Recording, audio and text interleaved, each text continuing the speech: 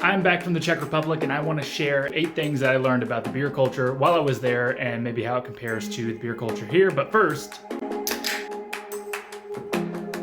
number 1, everybody serves great beer really, really well.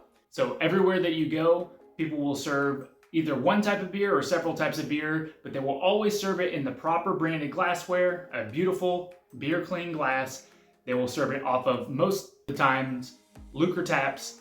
If not Ler Taps, some other forward-facing tap, but they will pour it with great amount of foam every single time, and they will serve it with a coaster, and it is the perfect beer drinking experience pretty much everywhere you go. And this is without exception. You could go to a bar in the back alley somewhere that is kind of small and dingy, and they'll serve beer great there. And you can also go to a nice restaurant and they will serve beer in the proper glassware with coasters and a heaping amount of foam. Number 2, all the beer is great. Pretty much every single beer that I had in the Czech Republic was pretty great. So for the most part, there are the bigger breweries like Pilsner Orel, Zdraví, Kozel, and Budvar that kind of dominate the main places and pubs, but even then, those beers are all outstanding. But even with those beers, everywhere you go, they serve them in the proper glassware, and it's a great drinking experience every time. Then there are little pubs everywhere, as well as small breweries, and all of their beer is great too.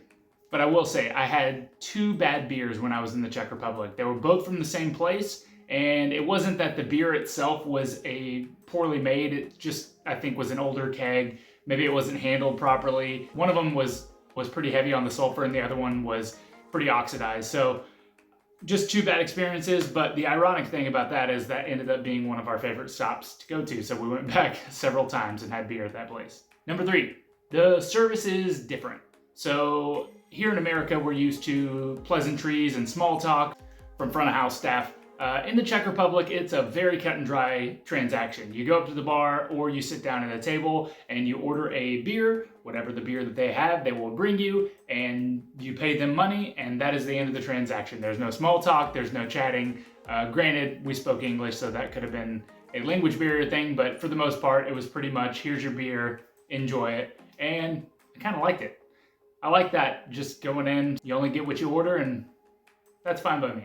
Now, there was one instance at Ufleku, which was one of the oldest breweries in Prague. They're very forward with their tray of liquor that they bring around. So they have like an herbal liqueur and then some super sweet honey liquor. Anyways, they come by and they're pretty adamant about you taking a couple shots with your meal. Number 4, everything was super affordable. This was probably my favorite part of the entire trip because I'm cheap. No, it was really nice to be able to go out and buy pretty much whatever we wanted. We could go out to dinner and have 2 entrees, an appetizer, a couple of drinks, and it was like $30. They have their own currency in the Czech Republic. It's called the crown, and it's about 23 crowns to 1 USD. So we quickly got used to the conversion rate and ended up noticing how cheap everything was. So beers were probably around 45 to 50 crowns in the average part of town, and then in the real tourist traps, they got pretty expensive at about 90 crowns, which is only like $4. So everything was cheap, and that was like really nice to be able to go out and drink a few beers and maybe a shot of Slivo, and it's like $5. Number 5, Ler Taps. This one is kind of contradictory. I was both very surprised by how many Ler Taps there were, but also very surprised by how few Ler Taps there were. Let me explain. The Ler Taps are kind of like the key part of the pouring experience in the Czech Republic. They're a side pour faucet. You've seen them on the channel, and they allow you to create all that thick, dense, wet foam. And they were all over the place. So like little pubs that were just on side streets, they had them installed in their tap system. But there were also quite a few just standard front-facing traditional taps, and I was pleasantly surprised by how well of a pour you could achieve off of those. So any bars that you went to that had those forward-facing taps, they ended up pouring really great pours of beer. Again, cannot emphasize enough how well every single place that we went to poured their beer. Number 6, everybody drinks beer all the time, everywhere. Seriously. People waiting for a train, they're drinking beer. People that are just walking on the street with their family, they're having a beer. There was beer everywhere, and the selection of beer everywhere was awesome. So you have all of these amazing lager breweries, all of the convenience stores and the little shops around town. They have a fridge, and they're all stocked with Kozel, Zdraví, Pilsner Orel. Sometimes they have some more specialty stuff like Unatitsi, one of the breweries that I really like that you'll see in the video that I put out about my trip to Prague. But you definitely got the sense that the Czech Republic drinks way more beer than any other country per capita, and it checks out, pun intended. Number 7, Pilsner Orel. I wanted to specifically touch on Pilsner Orel because it was such a special experience for me to go there firsthand, and I wanted to give you a little rundown of what it was like in person. Pilsner Orel has been brewed since 1842. It's the original quote-unquote Pilsner, and comes from Pilsen, Czech Republic. That's where the name Pilsner comes from, and they are the largest brewery in the Czech Republic. There's 2 things that I want to touch on: the beer itself and the brewery. Let's start with the beer. Pilsner Orel is the original Pilsner. It is a pale lager that's about 12 degrees Plato, and it has Czech Saaz hops. It ends up being decocted 3 times, so it has a rich malt character to it and has a firm bitterness, but is also pretty residually sweet, so it balances out.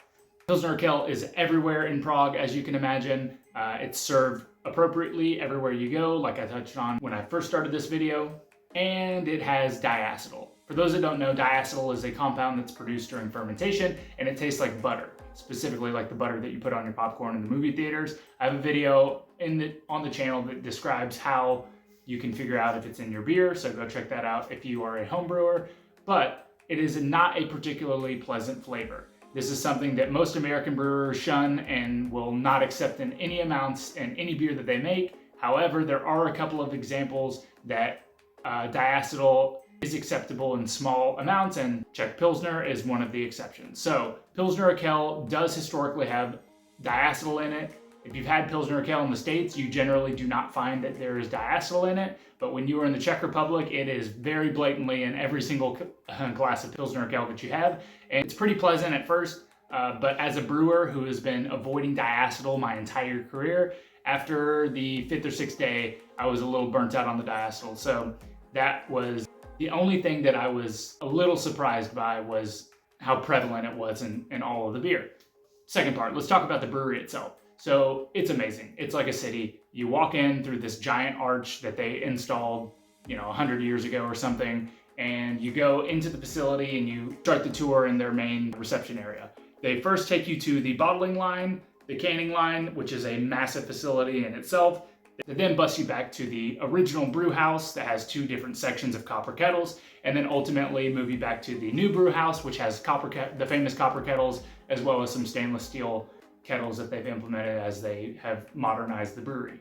The tour then finishes in the cellars of the brewery, which is by far the best part of the entire tour, and really, really makes you feel special if you're into beer.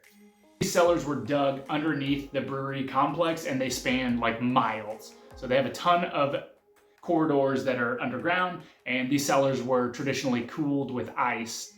So ice was dropped down into the cellars, and it was cooled throughout the entire year so that it kept all the beer that was fermenting down there, as well as lagering, at a nice cold temperature.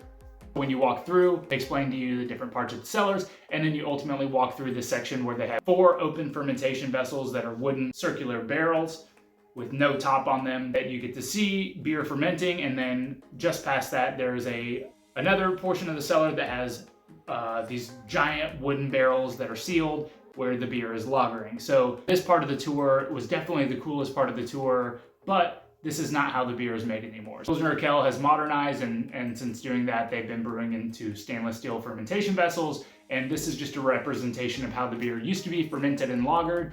But to be honest, it was a really, really cool experience to see that. And when you get to the end of the tour, you get a beer poured off of one of the lagering tanks, and this beer was possibly one of my favorite beers I had the entire trip. It still had yeast in it, it was unpasteurized, and surprisingly, it had no diacetyl. And so it was just a really, really nice beer to finish the tour on, and you got to enjoy it in the cold cellars next to some of the wooden barrels. Overall, 10 out of 10 experience to go to Pilsner Orel. If you ever get a chance, highly recommend the tour. Number 8, how Tanglefoot Brewing compares to the Czech Republic beer experience. There's a few things that I noticed when I was in the Czech Republic that made me feel pretty good about what I was doing at Tanglefoot Brewing. Overall, the service aspect of the brewery is pretty much the same. So we've got the same glassware. The actual dimple mugs that I use at Tanglefoot are all over the place in the Czech Republic. We've got the branded glassware. We've got the Ler Taps, which are all over the Czech Republic.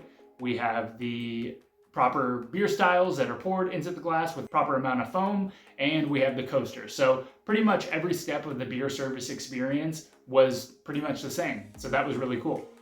Now, let's talk about the beers. Another aspect that I was pleasantly surprised by was I thought my beers were on par. So pretty much all of the beers that I make at Tanglefoot stood up to the beers that I had in the Czech Republic. They were all on par stylistically and quality-wise. I was very pleasantly surprised.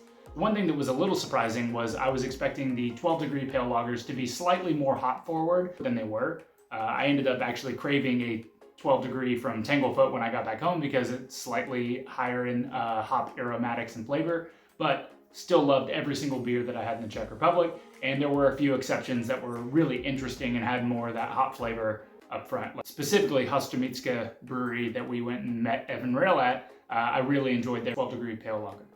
Now, the one exception to this was the tamaves. So a lot of the tamaves in the Czech Republic have a much lower percentage of roasted malts in them. And after speaking with Evan Rail, he made it clear that the roasted malts were just steeped in the beer, almost just for color extraction than for the flavor contributions of the malt. So you ended up getting these tamaves that were dark in color, but a little less roasted malt flavor, if that makes sense.